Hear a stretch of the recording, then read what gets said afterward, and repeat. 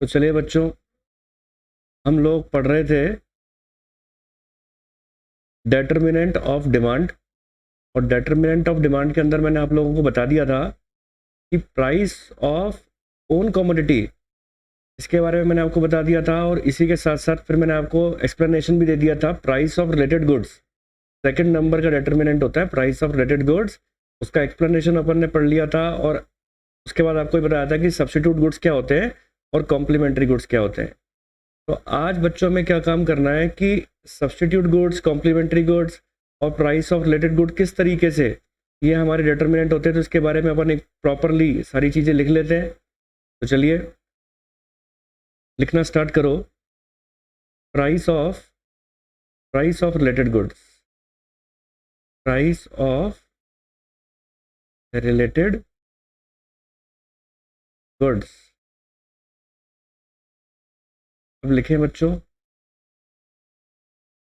यहीं से लिखना स्टार्ट करो,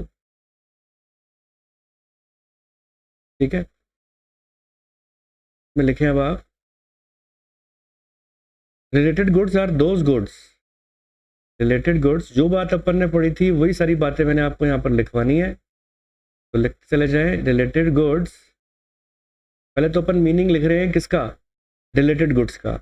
अपन ने क्या चीज़ पढ़ी कि प्राइस ऑफ रिलेटेड गुड्स भी कहीं ना कहीं आपके डिमांड को इन्फ्लुएंस करते हैं। तो अभी हम सबसे पहले क्या लिखने जा रहे हैं कि रिलेटेड गुड्स क्या क्या होते हैं। क्या होते हैं रिलेटेड गुड्स का मतलब क्या है? Related goods are those goods, related goods are those goods in which change in the price of one good, change in the price of one good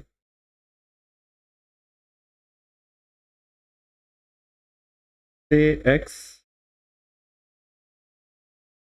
cause a change in the demand of other goods, change in demand of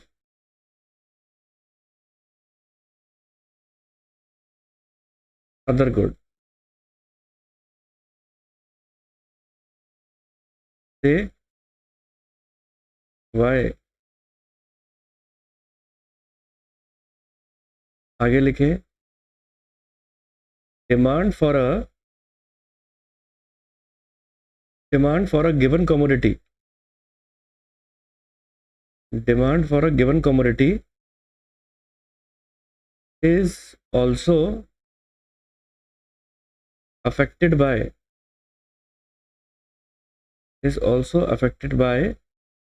change in the price of related goods। ठीक है जी। Related goods are of two type, related goods are of two types. तो देखिए बच्चों, हालांकि मैं भी आपको इसके अंदर चीज़ लिखवा रहा हूँ कि रिलेटेड गुड्स दो तरीके के होते हैं, और वही कॉम्प्लीमेंट्री गुड्स के बारे में लिखवाऊंगा, वही सब्स्टिट्यूट गुड्स के बारे में लिखवाऊंगा। लेकिन अब तक मैंने आपको क्या चीज़ लिखवाई कि रिलेटेड गुड्स का मतलब क्या है। हालांकि सब्स्टिट्यूट गुड्स और कॉम्प्लीमेंट्री गुड्स दोनों ही रिलेटेड है, और मैंने दोनों के अंदर ही आपको ये बात बताई थी कि एक की प्राइसेस के चेंज होने से दूसरे की क्वांटिटी पे असर आता है। दोनों के अंदर ही ऐसा है, एक की प्राइसेस के चेंज होने से जब दूसरे की क्वांटिटी में फ़र्क आना चालू हो जाए तो वो कहलाते हैं रिलेटेड गुड्स। अब चाहो तो आप इसको लाइन टू लाइन बात को समझ सकते हो। यही बात लिखी है, related goods are those goods. Board पे देखो एक ही बात लिखी है, रिलेटेड गुड्स वो गुड्स होते हैं in which change in the price. देखो चाहो तो अंडरलाइन कर लो इस बात को, क्या लिखा है, in which change in the price of one good. एक गुड्स की अगर प्राइस चेंज होती है तो उससे दूसरे गुड्स की डिमांड चेंज हो जाती है। समझ रहे हैं आप मेरी बात? जिसमें एक गुड्स की प्राइसेस के चेंज होने से दूसरे गुड्स की डिमांड जब बदल जाती है तो उसे हम क्या बोलते हैं, related goods. Demand for a given commodity is also affected by change in the price of related goods. आ गई ना बात यहाँ पर कि हम पढ़ क्या रहे थे, डिटर्मिनेंट। तो ये डिटर्मिनेंट ही तो हुआ कि रिलेटेड गुड्स की प्राइसेस में चेंज होने की वजह से अदर गुड्स की डिमांड बदल रही है, तो कहीं ना कहीं डिमांड को इन्फ्लुएंस कर रहा है, चाहे अदर गुड्स के कर रहा है। तो इसीलिए हमने इसको डिटर्मिनेंट का दर्जा दिया। अब आती है बात यहाँ पर, हालांकि ये सारी बातें हम पढ़ चुके हैं, अब आती है बात यहाँ पर कि अब हम ये लिख लें, रिलेटेड गुड्स का मीनिंग लिख लिया, अब हम ये लिख लें कि सब्स्टिट्यूट गुड्स क्या होते हैं और कॉम्प्लीमेंट्री गुड्स क्या होते हैं। हालांकि बच्चों मजे की बात यह है कि अभी तो मैं केवल आपको डिटर्मिनेंट के पॉइंट ऑफ व्यू से बता रहा हूं कि सब्स्टिट्यूट गुड्स क्या है और कॉम्प्लीमेंट्री गुड्स क्या है, लेकिन एक लंबी चौड़ी चर्चा मैंने आप लोगों से सब्स्टिट्यूट गुड्स के बारे में और कॉम्प्लीमेंट्री गुड्स के बारे में भी करनी है, जिसके अंदर मैं आपको सब्स्टिट्यूट गुड्स और कॉम्प्लीमेंट्री गुड्स एक अलग से टॉपिक है उसको समझाऊंगा, उसका बाकायदा डायग्राम लिखवाऊंगा और उसके बारे में पूरी बात लिखेंगे, पूरी चर्चा करेंगे। अभी हम किस पॉइंट ऑफ व्यू से पढ़ रहे हैं, उसको डिटर्मिनेंट के पॉइंट ऑफ व्यू से पढ़ रहे हैं। आपका अलग से भी टॉपिक है ये, जहां पर मैंने आपको इसके डायग्राम भी बनवाने हैं। कई बच्चे मुझे कहते हैं कि सर आपने तो यहाँ पर उसका डायग्राम ही नहीं बनवाया। तो बेटे जब हमने अलग से जब इस बात की चर्चा करनी है सब्सिडरी गुड्स क्या होते, अपने ये सब्स्टिट्यूट गुड्स क्या होते हैं और कॉम्प्लीमेंट्री गुड्स क्या होते हैं, तो यहाँ पर मैंने इसको डायग्राम ना बनवाकर आपको वो अलग से टॉपिक में बनवाए हैं। ठीक है, तो चलिए यहाँ पर अपन इसका केवल मीनिंग लिख लेते हैं। तो मेरे साथ साथ आप लोग लिखना चालू करें। पहला सब्स्टिट्यूट गुड्स, तो पहले हम बात करते हैं सब्स्टिट्यूट गुड्स की।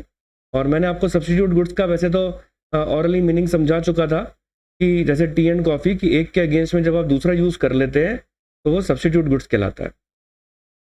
फिर लिखना चालू करें, substitute goods are substitute goods are those goods, substitute goods are those goods which can be used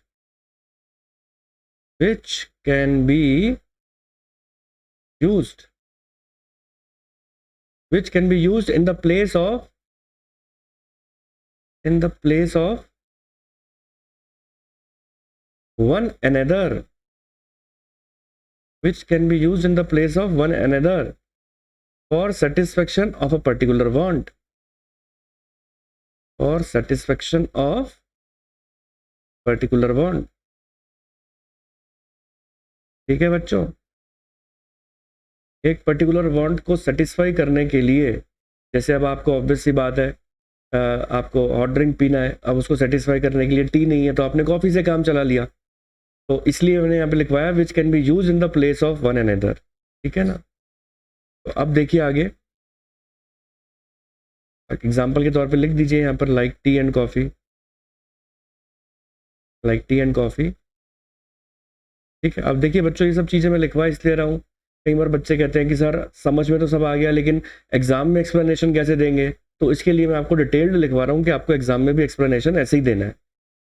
an increase in the price of substitute, आप लिखें यहाँ पर रेड से लिख लें इसको, an increase in the price of substitute, an increase in the price of substitute leads to increase in the demand for a given commodity, increase in the demand for a given commodity। आ गई ना बात यहीं पे, increase in the price of substitute, यानी T की prices में बढ़ गया तो कॉफ़ी की डिमांड बढ़ गई ना, increase in the demand for a given commodity, है ना, तो ये है। तो चलिए बच्चों यहाँ तक सब चीज़ लिखने के बाद अब हम क्या काम करते हैं, इसका एग्जाम्पल लिख लेते हैं टी कॉफ़ी वाला। हालांकि हम उस एग्जाम्पल को समझ तो लिया था लेकिन उसको एक बार थ्योरेटिकली भी अपन लिख लेते हैं। तो फॉर एग्जाम्पल लिखें बच्चों, if price of a substitute goods, if price of a substitute goods, if price of a substitute goods से, substitute goods हमने किसको माना है, कॉफी को, if price of a substitute goods से कॉफी इंक्रीजेस, मान के चलिए अगर कॉफी की प्राइसेस इंक्रीज हो जाती है, ठीक है, then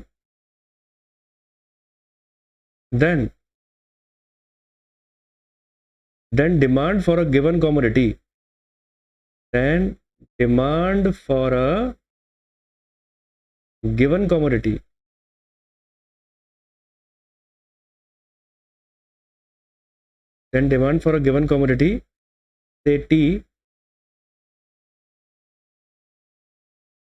say tea will increase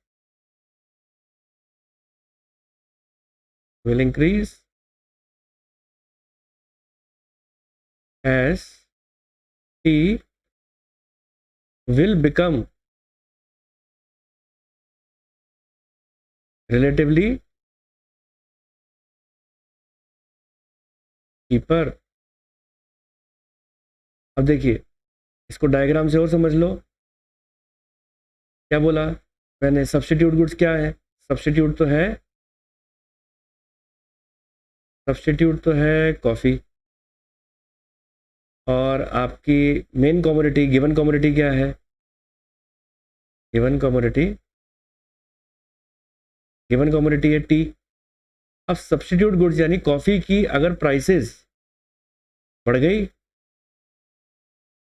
तो टी की डिमांड क्या हो जाएगी, टी की डिमांड इंक्रीज हो जाएगी, क्योंकि टी वैसे देखो टी सस्ता नहीं है लेकिन रिलेटिवली चीप नज़र आ रहा है। रिलेटिवली चीप मतलब उसके कंपैरिजन में चीप नज़र आ रहा है कॉफ़ी के कंपैरिजन में, इसलिए लोग टी के ऊपर स्विच कर रहे हैं।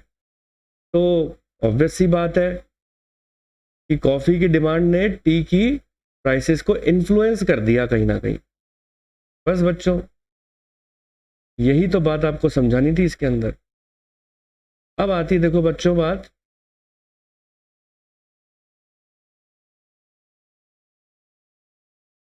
अब आप यहां पर लिख सकते हो, so demand for a given commodity, given commodity समझ में आ गई ऊपर क्या चीज है, demand for a given commodity is directly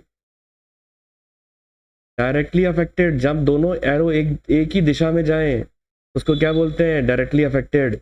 inversely नहीं, इनवर्सली तो होता है ऑपोजिट डायरेक्शन में जाना।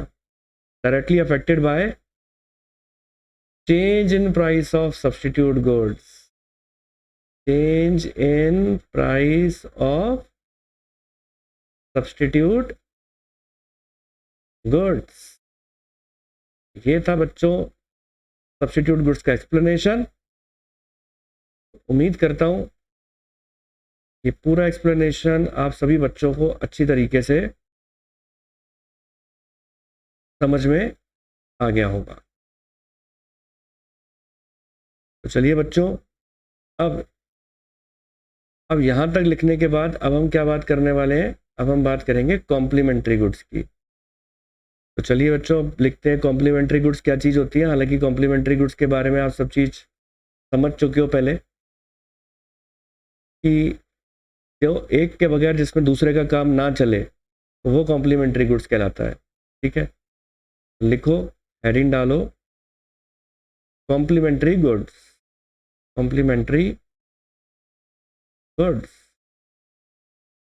अब इसके बारे में अब अपन लिखना स्टार्ट करेंगे। लिखें बच्चों complementary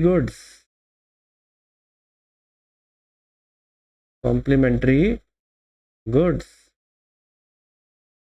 are those goods, complementary goods are those goods which are used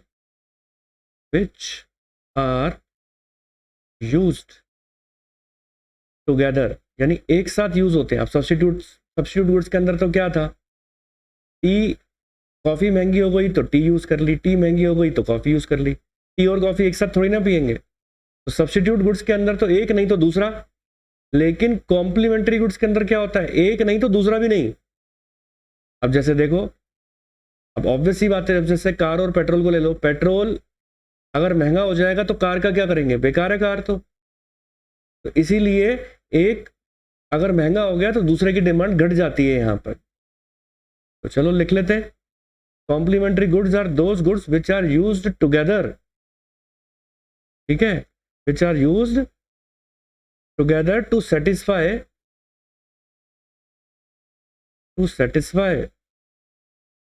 a particular want, which are used together to satisfy a particular want, like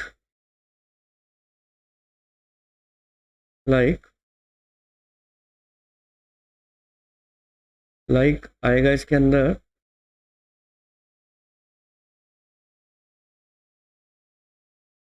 like T and sugar. Sugar के बगैर T बेकार हो जाती है।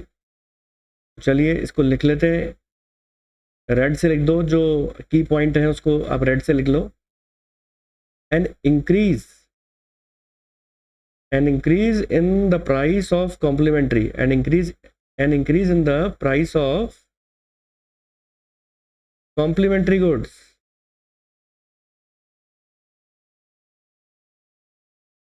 an increase in the price of complementary goods leads to decrease in the demand of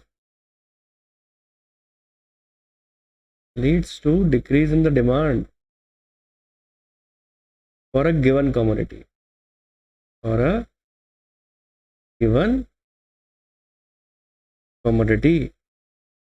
और आप आगे vice versa भी लिखते हैं। वाइस वर्सा मतलब इसका उल्टा भी है। क्या मैंने क्या लिखवा है? Increase in the price of complementary. अगर कॉम्प्लीमेंट्री गुड्स की प्राइसेस अगर इंक्रीज हो जाती है, जैसे कि पेट्रोल की, leads to decrease in the demand for a commodity, तो उससे क्या होगा? कार की डिमांड कम हो जाएगी, ठीक है ना। ऐसे ही इसका आप उल्टा भी कर सकते हैं। तो चलिए एग्जाम्पल लिखवा देता हूं। लिखें for example, if the price of complementary goods, if price of complementary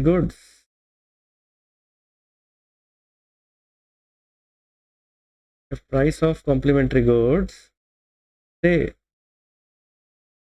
sugar increases, मान के चलिए शुगर की प्राइसेस इंक्रीज हो गई, ठीक है, then demand for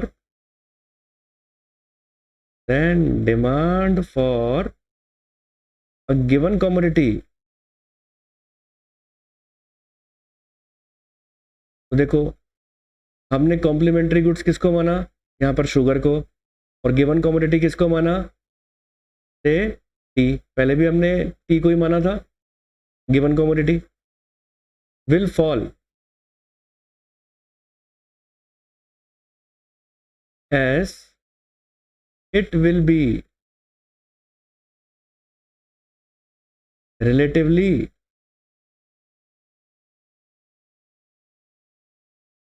costlier to use both the goods together,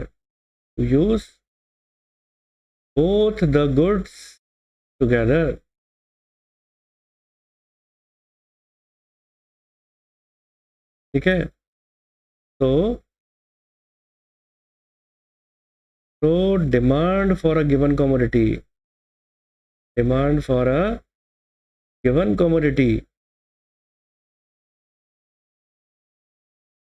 is inversely affected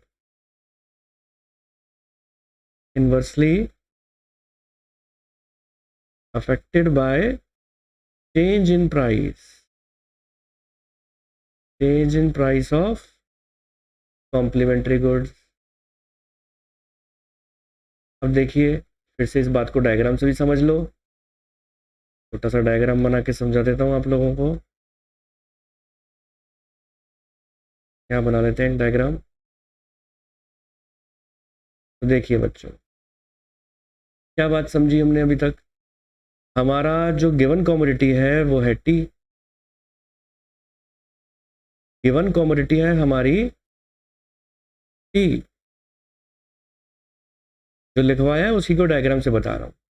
और आपकी कॉम्प्लीमेंट्री गुड्स हमने किसको बोला, क्योंकि शुगर के बगैर टी बेकार लगने लग जाती है, ठीक है, शुगर के बगैर टी बेकार लगने लग जाती है। तो कई बच्चे मुझे बेतुके सवाल करते हैं, कहते हैं सर जिनको डायबिटीज़ है वो तो बिना शुगर के टी पी लेते हैं।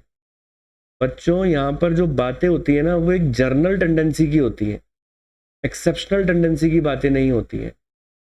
तो अगर मैं बात करता हूँ जनरल टेंडेंसी की, तो यूजुअली लोग जो टी पीते हैं वो शुगर के साथ ही तो पीते हैं। और अभी जैसे मान के चलिए शुगर सस्ती है तो चलो ठीक है, हमने 1 चम्मच शुगर डाल दिया, ठीक है। और मान के चलिए शुगर महंगी हो जाएगी तो लोग क्या सोचेंगे, 1 चम्मच शुगर डालने का मतलब है कि चाय जहाँ पे 2 रुपये का 5 रुपये का गिलास मिलता है मान के चलिए टी का, वहाँ 50 रुपये का मिलने लगेगा, अगर मान के चलिए अगर शुगर महंगी हो जाती है तो वो यही चीज़ कहना चाहते हैं। अगर शुगर महंगी हो गई तो जहाँ 5 रुपये का गिलास मिलता है आप 2 गिलास पी लेते हो, वहाँ पर अगर 50 रुपीज़ का अगर गिलास हो जाएगा शुगर महंगा होने की वजह से, तो क्या आप 2 गिलास पी पाओगे? सर शायद 1 गिलास भी ना पी पाए। तो यही चीज़ समझाना चाहता हूँ कि कॉम्प्लीमेंट्री गुड्स के महंगे होने से, शुगर के महंगे होने से टी की जो गिवन कमोडिटी टी है उसकी प्राइसेस कम हो जाती हैं।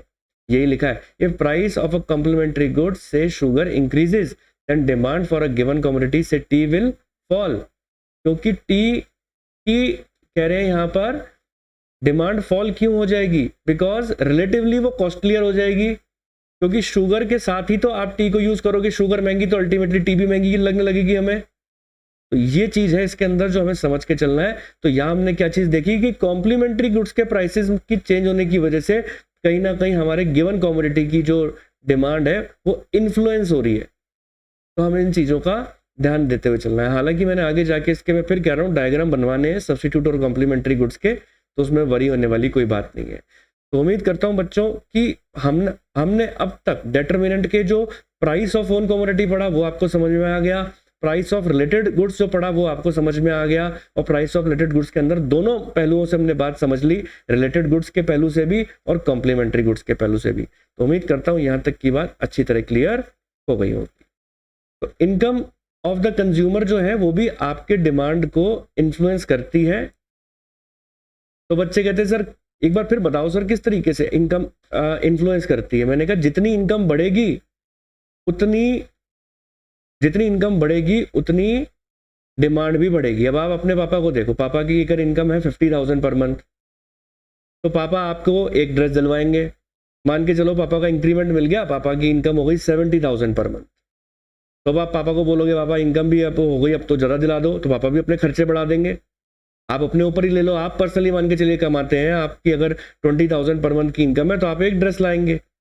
अगर आपकी 50,000 पर मंथ है तो आप अपनी 2 ड्रेसेस ले आएंगे। आप 1 लाख रुपीज़ पर मंथ कमाते हैं तो 4 ड्रेसेस ले आएंगे। तो इन शॉर्ट बच्चों हम ये बात बोल सकते हैं कि इनकम और डिमांड का डायरेक्ट रिलेशनशिप है। कैसे बच्चों, इनकम बढ़ेगी तो आपकी डिमांड भी बढ़ जाएगी। और इनकम मान के चलिए कम हो गई, अगर इनकम कम होती चली जा रही है तो जहां आप 2 ड्रेस खरीदते थे महीने में या 3 ड्रेस खरीदते थे, तो अगर इनकम कम हो रही है तो पापा को बोलोगे पापा रहने दो, इस महीने तो ड्रेस ही नहीं लेते, ठीक है, पापा इस महीने रहने दो, बर्थडे पार्टी भी नहीं बनाते। तो वहां पर आपकी डिमांड क्या होती चली जा रही है, कम होती चली जा रही है। तो यही बात होती है बच्चों, जैसे जैसे इनकम कम डिमांड भी कम, जैसे जैसे इनकम ज़्यादा डिमांड भी ज़्यादा। तो आपने क्या चीज़ देखी, दोनों एरो एक जैसे जा रहे हैं। जब दोनों एरो एक जैसे जा रहे हैं तो ये आपका कैसा रिलेशनशिप है, पॉजिटिव रिलेशनशिप है। तो ये तो बच्चों बात हुई आपकी एक नॉर्मल बात। अगर हम इस बात को भी डिटेल में पढ़ें तो बच्चों जो इनकम होती है ना, इनकम का डिमांड से जब मैं रिलेशन देखूंगा तो सबसे पहले मुझे बच्चों क्या चीज़ समझनी पड़ेगी, गुड्स के बारे में बात समझनी पड़ेगी। क्योंकि आप क्या चीज़ डिमांड करते हैं, हम गुड्स को डिमांड करते हैं, और गुड्स होते हैं बच्चों 2 तरीके के, ठीक है। हम जो डिमांड करते हैं वो गुड्स का करते हैं, और गुड्स होते हैं 2 तरीके के, ठीक है। तो देखो अब गुड्स जैसा कि मैंने बताया 2 तरीके के होते हैं, तो वो कौन कौन से तरीके के होते हैं गुड्स। तो देखो बच्चों, इनकम जो है आपकी वो किस तरीके से डिमांड को असर डालती है, उसको और डिटेल में समझने के लिए सबसे पहले आपके लिए समझना ज़रूरी है कि गुड्स दो तरीके के होते हैं। जो हम डिमांड करेंगे वो किसकी करेंगे? इनकम बढ़ेगी तो हम गुड्स की डिमांड करेंगे, और गुड्स होते हैं दो तरीके के। एक होते हैं बच्चों नॉर्मल गुड्स, और एक होते हैं इंफीरियर गुड्स। Inferior goods. अब आप बोलेंगे सर कैसे? इंफीरियर गुड्स कैसे होते हैं और नॉर्मल कैसे होते हैं? मैंने कहा देखो बच्चों, एक लॉजिकल रीजन है। इंफीरियर गुड्स के ऊपर कोई टैग, कोई मोहर नहीं लगी हुई होती कि ये इंफीरियर है। इंफीरियर गुड्स वो इंफीरियर तब बन जाते हैं जब हम उसको जैसे नॉर्मल गुड्स को जब आप अफोर्ड नहीं कर सकते, और फोर्सफुली इनकम कम होने की वजह से जब हम थोड़ी सी पुअर क्वालिटी के ऊपर चले जाते हैं, तो वो क्या कहलाता है? Inferior goods. और जरूरी भी नहीं है कि वो पुअर हो। अब आप बोलोगे सर कैसे? मैंने कहा एग्जाम्पल के तौर पे बाजरा। आज बाजरा की अगर बच्चों बात करूं तो बाजरा रिच भी खाते हैं और बाजरा पुअर लोग भी खाते हैं, यानी हर तरीके का लोग बाजरा खाते हैं। और बाजरा एक बहुत अच्छा जो है हमारा उसमें आता है, जैसे वीट है वैसे बाजरा है। अब सवाल ये उठता है कि बाजरा को इंफीरियर क्वालिटी के अंदर, इंफीरियर गुड्स के अंदर हम कब घोषित कर देते हैं? ये डिपेंड करता है उस पर्टिकुलर कंज्यूमर की, वो जो कंज्यूमर आपके गुड्स को यूज कर रहा है। कैसे? अगर कोई पुअर पर्सन है, क्योंकि सब जानते हैं बात की बाजरा वीट से सस्ता आता है। अगर कोई पर्टिकुलर पर्सन है जिसकी इनकम नहीं है ज़्यादा इनकम ना होने की वजह से, क्योंकि वो पुअर है, वो अफोर्ड नहीं कर सकता, इस वजह से उसको फोर्सफुली बाजरा खरीदना पड़ रहा है, तो बाजरे को हमने क्या क्राइटेरिया दे दिया? इंफीरियर का। इसका मतलब ये नहीं है कि बाजरा एक रिच पर्सन यूज नहीं कर सकता। बाजरा एक रिच पर्सन भी यूज कर सकता है और एक पुअर पर्सन भी यूज कर सकता है। लेकिन अगर पुअर पर्सन सिर्फ इस वजह से बाजरा यूज कर रहा है क्योंकि वो वीट अफोर्ड नहीं कर सकता है, इस वजह से वो बाजरे को फोर्सफुली उसको ऑप्ट करना पड़ रहा है, तो हम उसको क्राइटेरिया क्या दे देते हैं? इंफीरियर गुड्स का। मैं फिर कहता हूं, कोई भी गुड्स इंफीरियर या नॉर्मल नहीं होता, उसके ऊपर स्टेटस नहीं होता।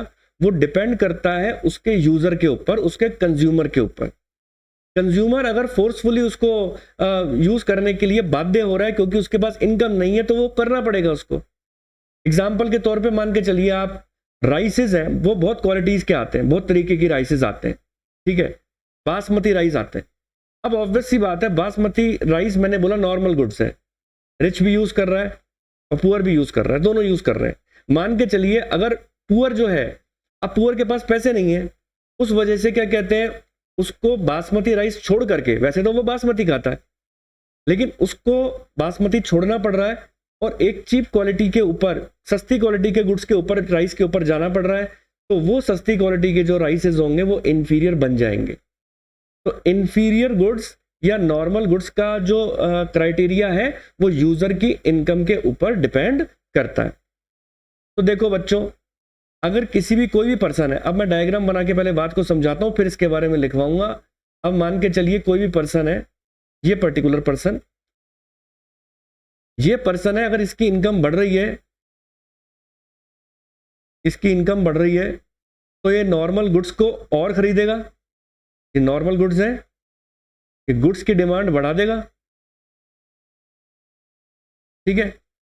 और अगर इसकी इनकम घट रही है तो ये नॉर्मल गुड्स की डिमांड को कम कर देगा, ठीक है? तो अब सवाल ये उठता है कि नॉर्मल गुड्स की डिमांड को कम कर देगा, तो सर अब आप इंफीरियर के ऊपर आए, सर इंफीरियर समझाओ। सर वो नॉर्मल नहीं खाएगा तो क्या खाएगा? मैंने कहा फिर वो इंफीरियर खाएगा। अगर उसकी इनकम कम हो रही है तो वो फिर क्या खाएगा? फिर वो इंफीरियर खाएगा। अच्छा, तो इसका मतलब अगर इनकम कम हो रही है तो इंफीरियर गुड्स की डिमांड बढ़ रही है। यही तो बात है बच्चों, कि अगर वो नॉर्मल नहीं खा पा रहा पर्सन, इनकम के कम होने से वो नॉर्मल गुड्स की डिमांड नहीं कर पा रहा है, तो वो किसकी डिमांड करेगा? इंफीरियर की। तो हमारा क्या कंक्लूजन निकला इसके ऊपर? हमारा कंक्लूजन ये निकला कि इनकम के कम होने से नॉर्मल गुड्स की तो डिमांड कम हो जाती है, परंतु इंफीरियर गुड्स की बढ़ जाती है। लेकिन बच्चों, अगर इनकम बढ़ जाएगी तो फिर वो क्या इंफीरियर खाएगा?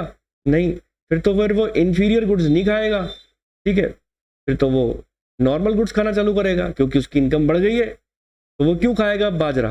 वैसे किसी को बाजरा खाना है, नो इशू, लेकिन इनकम के कम होने की वजह से बाजरा खाना पड़ रहा है, तो बाजरे की अगर बढ़ रही है इसके अंदर डिमांड, तो वो क्या कहलाएगा हमारा कि भाई इनकम के कम होने से हमारे इंफीरियर गुड्स की डिमांड बढ़ गई, और इनकम के बढ़ने से हमारी इंफीरियर गुड्स की डिमांड घट गई। यही चीज आपने देखा।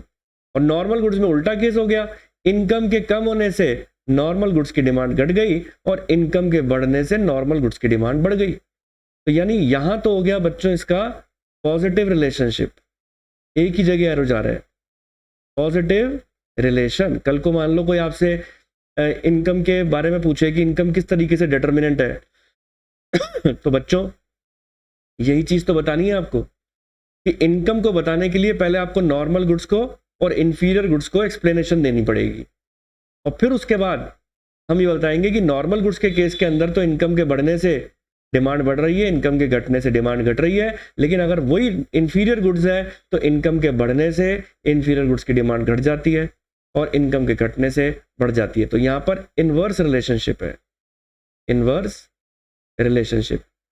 तो यहाँ बच्चों एक बात बताऊँ, मैं पॉजिटिव रिलेशन बोलूँ या डायरेक्ट रिलेशन बोलूँ, बात बराबर होती है। मैं इनवर्स रिलेशन बोलूँ या नेगेटिव रिलेशन बोलूँ, बात बराबर होती है। तो ये है इसके सारा पॉइंट। तो उम्मीद करता हूँ बच्चों यहाँ तक की बात आपको अच्छी तरीके से समझ में आ गई होगी। अब आपका भी मन ये कह रहा होगा कि सर इसके बारे में भी आप पूरी बात लिखवा दो। तो मैंने कहा बच्चों आपने हमारी मुंह की बात छीनी है, तो एक काम करो, लिखना स्टार्ट करो, इनकम ऑफ द कंज्यूमर। तो लिखें, हेडिंग डालें यहाँ पर, income of the consumer, income of the consumer. ठीक है बच्चों, लिखो इसके अंदर डिमांड फॉर अ कमोडिटी, लिखें demand for a commodity, demand for a commodity is also affected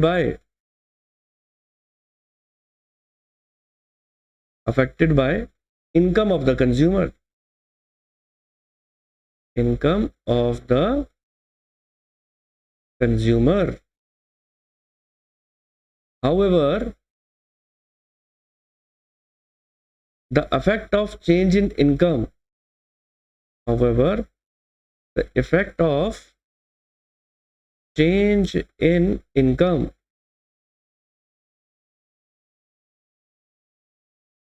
on demand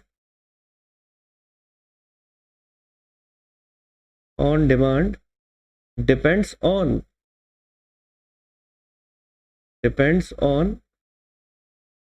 the nature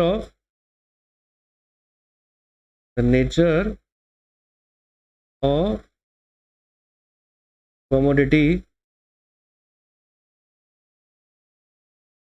under consideration.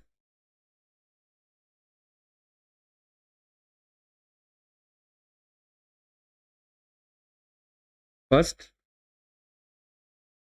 if the given commodity is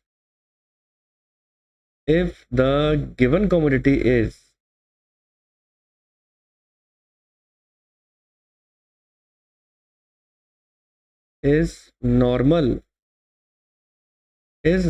goods, ठीक है बच्चों, then increase in income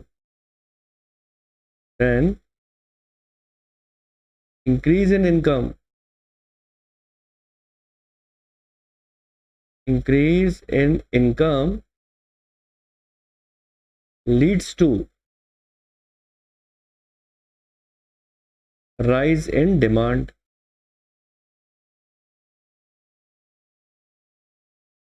ठीक है, while a decrease in income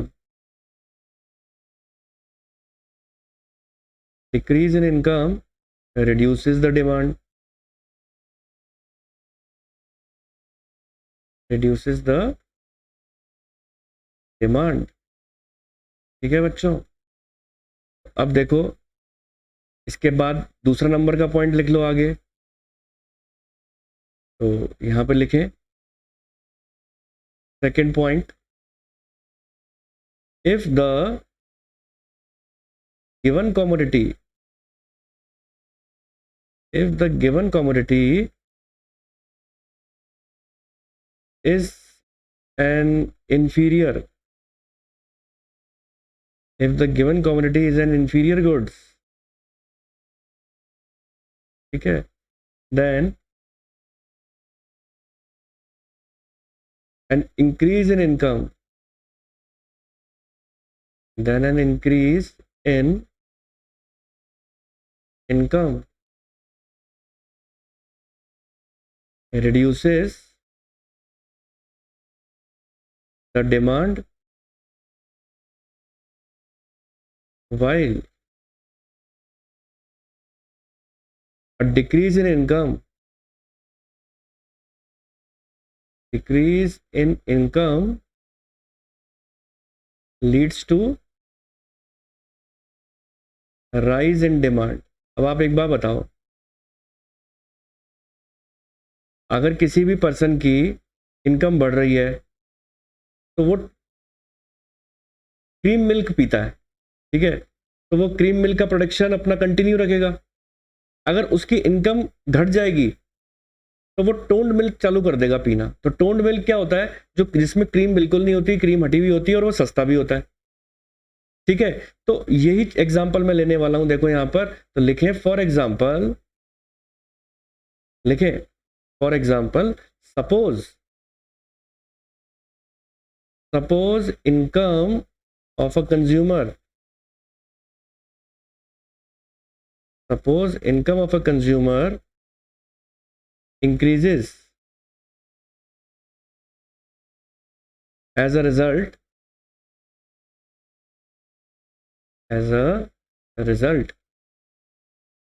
the consumer reduce consumption,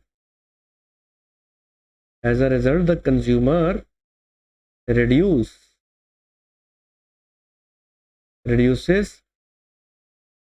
consumption of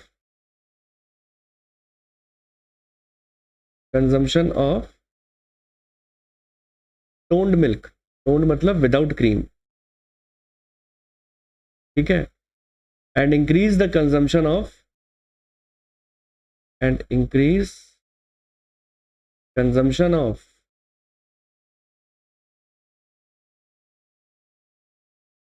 full cream milk,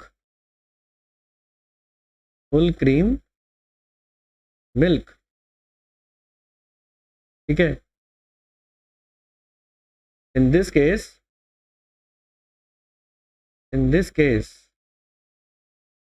toned milk तो अपन बोलते हैं without cream, toned milk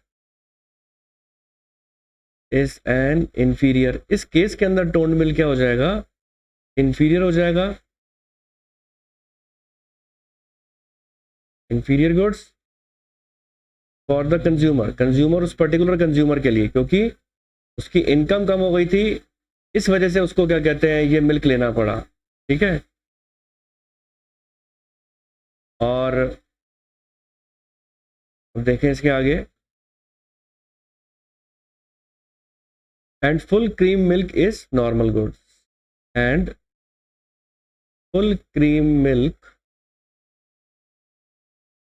is normal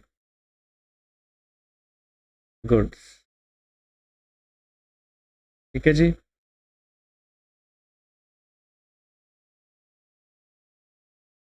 तो मैं उम्मीद करता हूँ आप सभी बच्चों को मेरा वीडियो पसंद आया होगा।